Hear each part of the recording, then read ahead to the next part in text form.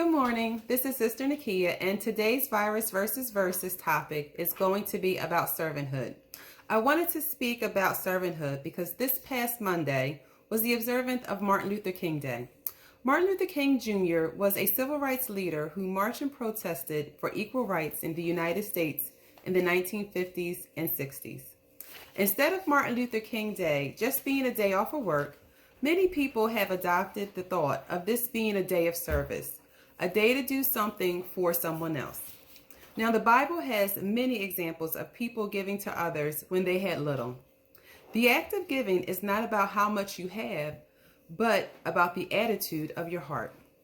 2 Corinthians chapter 9, verse 7 says, "Each one must give as he has decided in his heart, not reluctantly or under compulsion, for God loves a cheerful giver." Jesus was our prime example of what servanthood should look like. In Matthew chapter 20, verse 27 and 28, Jesus said, "And let whoever desires to be first, let him be your slave, just as the Son of Man did not come to be served, but to serve, and to give his life as a ransom for many." Jesus served the people by ministering to them, feeding them, and healing them. Sometimes you have to get your hands dirty like Jesus did.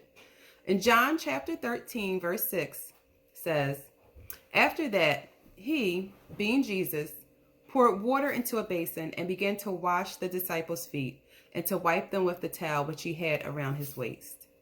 Doing good works does not give us salvation, but when you have salvation, it should produce some good works in your life. I am going to end with one more passage from the Bible that talks about servanthood. Matthew chapter 25, verse 37 to 40. "Then the righteous will answer him, saying, 'Lord, when did we see you hungry and feed you, or thirsty and give you drink? When did we see you a stranger and take you in, or naked and clothe you? Or when did we see you sick or in prison and come to you?' And the king will answer and say to them, 'Assuredly I say, inasmuch as you did it to one of the least of these, my brethren, you did it to me.'" So when we think of servanthood, we should think of serving the Lord by serving his people.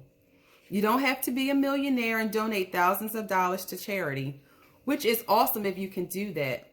But giving your time, a listening ear, checking in on an elderly person or widow is another way of serving the Lord.